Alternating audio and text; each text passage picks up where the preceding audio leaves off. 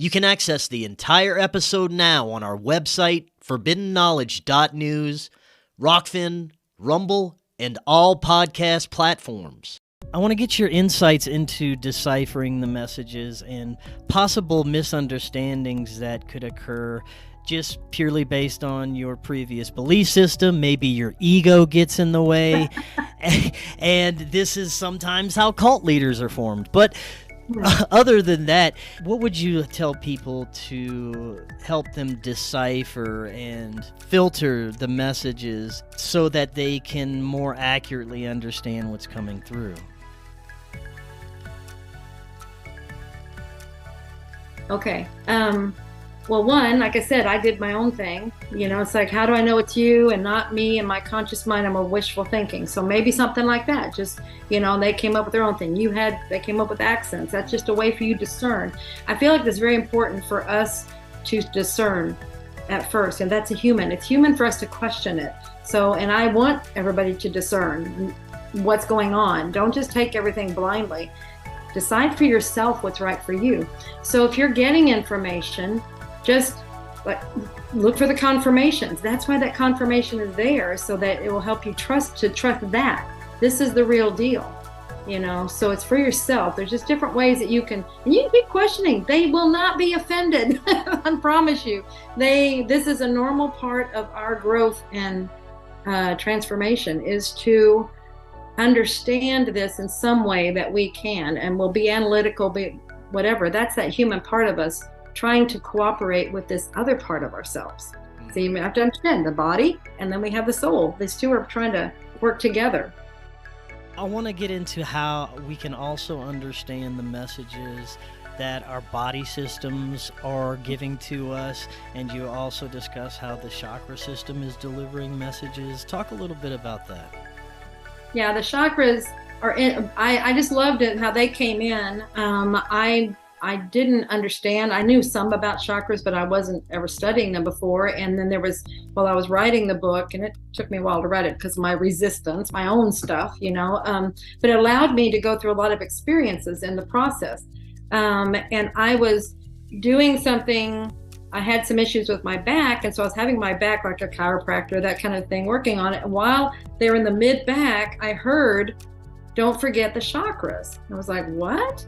And then they showed me, it was like I just saw a visual, and they showed me the chakra across from where they were working on in my back, where I was having the pain, was my solar plexus chakra. And that was about personal power, and it was like, oh my goodness. And that's what I was dealing with at that point. And so I was like, all right, I need to look into this. And when I did, I was amazed at how the chakras were exactly correlating with the body parts, because each different ones will correlate with different gland systems, emotional parts, things like that. And it was exactly what I was already finding with the body parts and how they were communicating. So these two were already, they were just confirming. One's confirming the other. It's like, oh my gosh, I really am onto something here. And so it makes sense. And so that's why, just don't forget them. Sometimes it's the chakra. It may not be the body part. It may be the chakra that you need to look at. Especially if it's something kind of in an area that, or again, like my intuition was just saying, just showed me a picture, and it's like, don't forget that chakra. But the body parts, we go back to, like I was asking about the gallbladder, what do you feel like it does? So you look at what that body part does, and then in there is a large part of the answer. That's a clue as to what their information might be, the message might be. So that's where we can go through, like legs. Legs are a big one. Anything, the hips, the legs, the knees, the ankles, the feet, anything in that whole part of the body. What does that part of the body do, Chris? Help for movement? Yeah, dexterity? You move. Yeah, that's how you walk, right? That's how you move from point A to point B. Yeah. Yeah, so it has to do with your path, movement on your path. See, so anything going on with that part of your body has something to do with your movement on your path. Either you're not moving, you're moving in the wrong direction, you're resisting moving, which I used to have a lot of knee issues, and that was from my resisting. See, it caused a lot of torque on my knees because I was like, they're trying to go this way. I'm like, oh, I don't know, I'm not sure. See, it was causing a lot of torque on my knees. Once you start going, it's all fine. Let's see. Does that give you an idea? And then you can Yeah. get very specific. Like the toes are having an issue. Sometimes it's about you're tiptoeing around maybe on something, a situation, or you're just dipping your little toe in, trying to decide if it's maybe what I really want to do. See, it's like, so it can get that specific. And that's where, it's a matter of, we look at all these different things, but it's a fun probe and asking questions, but that's where it goes further. I'll just throw out a few if that's okay. Yeah, go for it. Yeah. Okay, common one. I think this one's been around a lot, but anything with the eyes. What do the eyes do? See.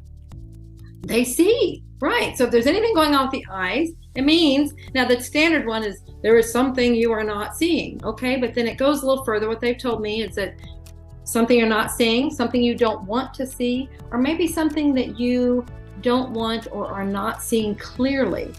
That might be, sometimes we shade things. Sometimes, it's like, I just don't know. That's a little too much reality for me. And so this is what we've gotten the message. It's like, we don't want to see it all.